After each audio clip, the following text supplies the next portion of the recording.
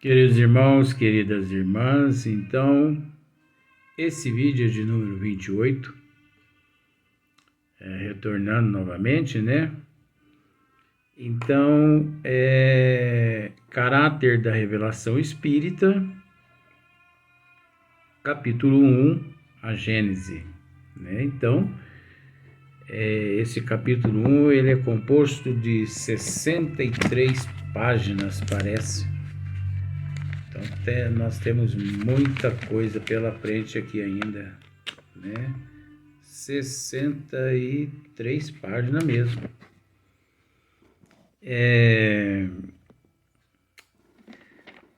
Na questão de número 9, para poder dar sequência no número 10, nós já lemos aqui, já esclarecemos, mas para dar uma sequência aqui. Então, eu ainda fiz aquela pergunta ainda. Será que realmente foi Deus quem, assim, grafou ali, né, os 10 mandamentos? Então,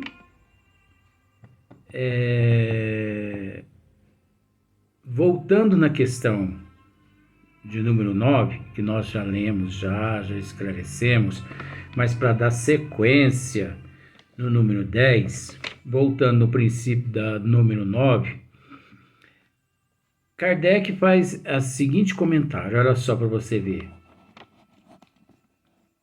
Haverá revelações diretas de Deus aos haverá revelações diretas de Deus aos homens. Será que Deus mesmo, ele através dos homens, será que ele já revelou alguma coisa? Será que Deus escreveu os 10 mandamentos? Nós temos que raciocinar, gente. Kardec nos esclarece tudo isso aqui. Se foi realmente Deus ou se não foi. Se foi espíritos luminares muito próximos a Deus, assim, em questão de evolução, de perfeição. Quando se fala muito próximo a Deus com relação assim à perfeição e à evolução, é até complicado, né? Porque é meio difícil, mas existem seres muito luminares, né? Então, será que Deus realmente já se manifestou através de alguém aqui na Terra? A não ser se através de Jesus. Porque até onde nós sabemos, o único ser na Terra que se serviu de médium do Criador foi nosso Senhor Jesus Cristo. O único ser. Mais ninguém. Então, por isso que nós temos que estudar aqui com Kardec para a gente chegar a essa conclusão de que, sim, Deus, ele se manifestou e ele, através de Moisés, deixou os 10 mandamentos, e vários livros outros do Torá, né? Porque nós sabemos que a Torá, ela é composta por 5 livros. Deixa eu ver se eu consigo me lembrar. Êxodo, Gênesis. Nossa, 5 livros. A Torá é composta de 5 livros. Mas eu vou dar uma olhadinha aqui, porque a gente não pode ficar sem essas informações. Deixa eu ver se tá aqui nesse rascunho meu aqui. Sim. O primeiro livro, porque Moisés, ele escreveu 5 livros. O primeiro foi Gênesis, o segundo foi Origens, o terceiro Êxodo, né, do Egito, o quarto Levítico, dos levitas, né, e depois Deuteronômio. Então, esses livros todos, eles compõem 613 mandamentos. Moisés, ele foi o autor de 613 mandamentos, né? De acordo com o judaísmo, conta-se no Torá os 5 livros de Moisés. Então, isso nós temos que estudar tudo isso.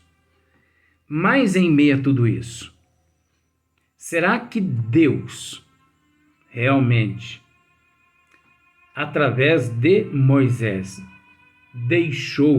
escreveu os 10 mandamentos? Será que foi Deus? Então, olha só. Haverá revelações diretas de Deus aos homens? Olha que Kardec diz assim, ó. É uma questão que não ousaríamos resolver, nem afirmativamente, nem negativamente, de maneira absoluta. O fato não é radicalmente impossível, desde que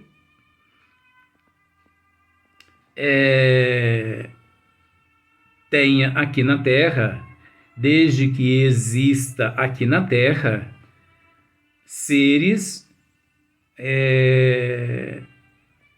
luminares, né? Porque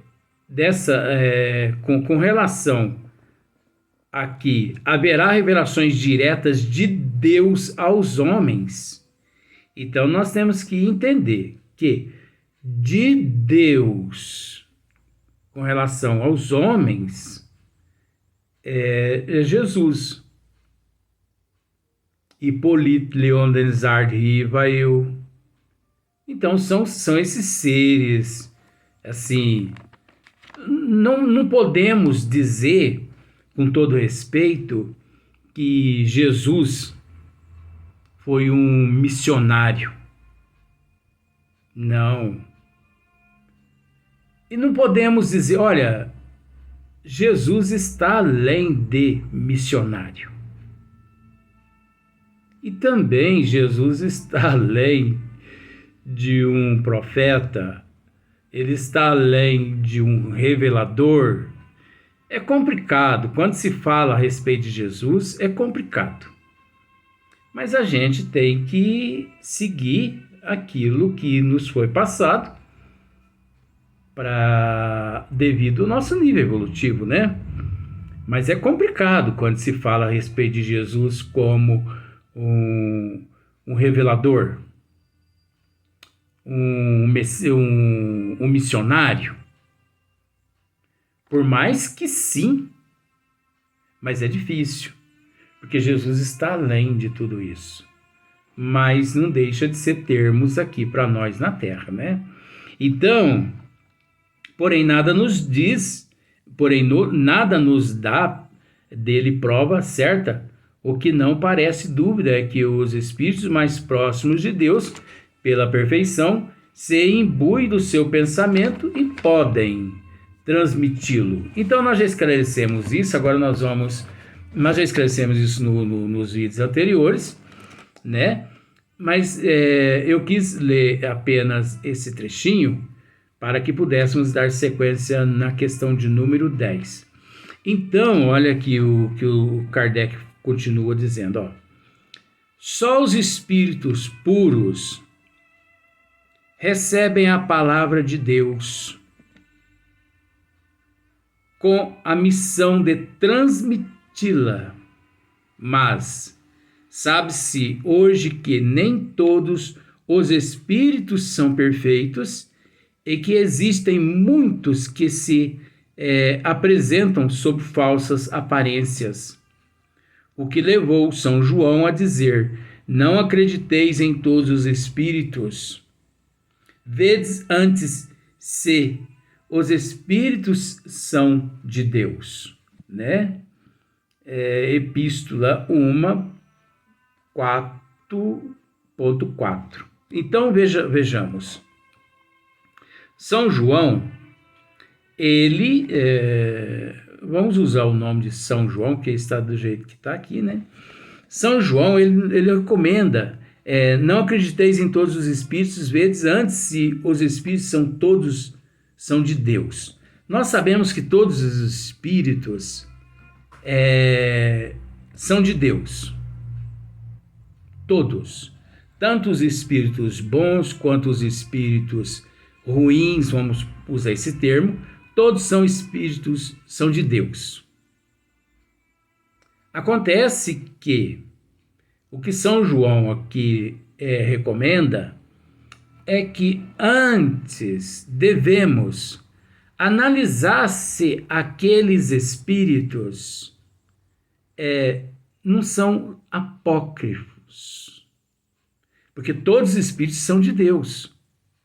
Mas por eles ser detentor de uma artimanha tremenda, eles podem nos mistificar. Eles podem nos mistificar da seguinte forma, trazendo-nos grandes revelações, de forma que, se não tivermos conhecimento, se não analisarmos na íntegra, esses espíritos podem nos enganar. Por isso que o trabalho de Hippolyte Léon Denisard Rivail se deu assim de uma forma muito rigorosa em matéria de análises, em matéria de pesquisa, porque nós sabemos que existe não só as mensagens apócrifas, como também existe os médiuns apócrifos, como existe também os espíritos apócrifos. Então, isso que São João recomendou, ficai atento. Procure analisar se todos os espíritos, né, que como está dizendo aqui, vede antes se o espírito são de Deus. Quer dizer, se realmente o conteúdo que ele traz é da parte de Deus. Porque acontece muito dos espíritos se apresentarem de uma certa forma assim, como vindo de Deus, mas trazendo-nos uma mensagem totalmente distorcida dos desígnios das leis do Criador. Então é preciso ficar muito atento com relação a isso. Mas antes, olha só, Kardec nos diz assim: só os espíritos puros recebem a palavra de Deus. O que quer dizer isso? Só os espíritos puros recebem os ensinamentos, as revelações de Deus. Então, por exemplo, vamos analisar da seguinte forma: Hippolyte Léon Denisard Rivail, Leon Denis, Chico Xavier, são espíritos, são seres puros, mais puros. Agora, nós podemos incluir também nosso Senhor Jesus Cristo, nós podemos incluir também, por que não, Moisés, muitos outros seres, mas esses muitos outros seres, eles praticamente são reduzidos quase que a zero. Porque, observemos, só os espíritos puros recebem a palavra de Deus com a missão de transmiti-la.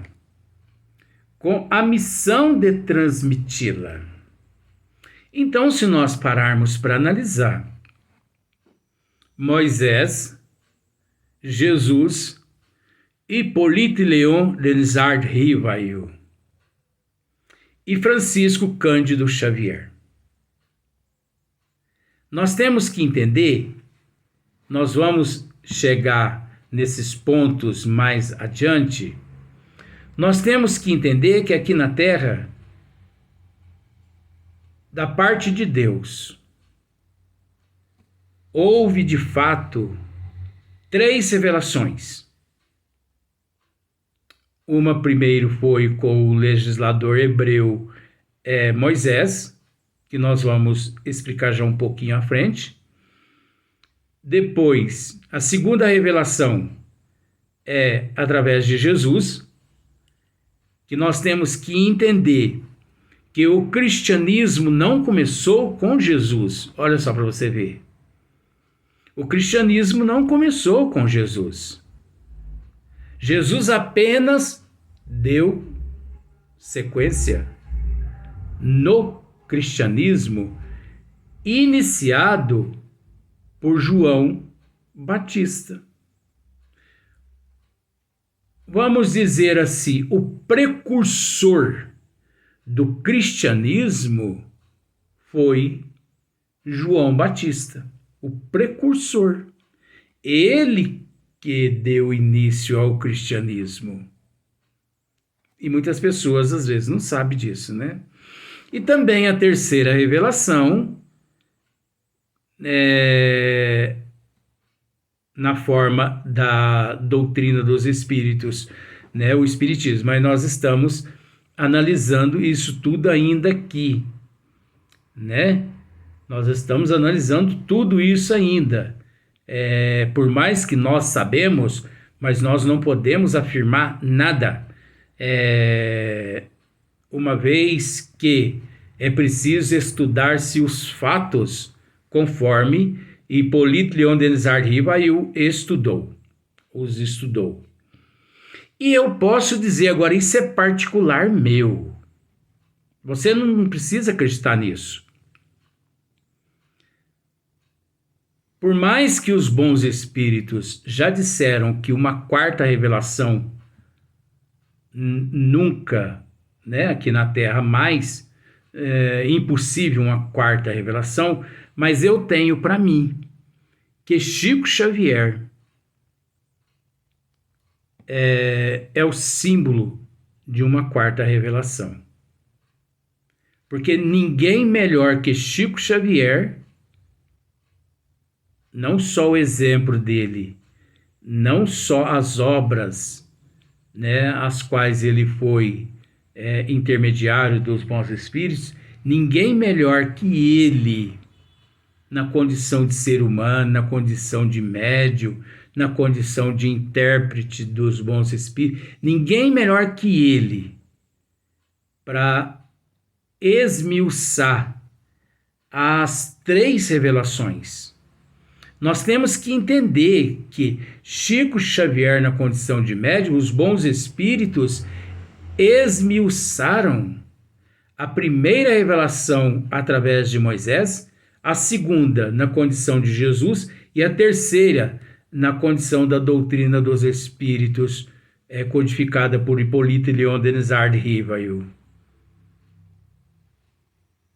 Chico Xavier esmiuçou, os bons espíritos esmiuçou as 3 revelações através de Chico Xavier.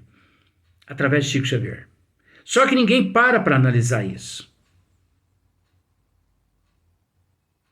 Então, Chico Xavier também pode sim ser considerado um, um quarto revelador, mas revelador de ordem divina, não de ordem das trevas.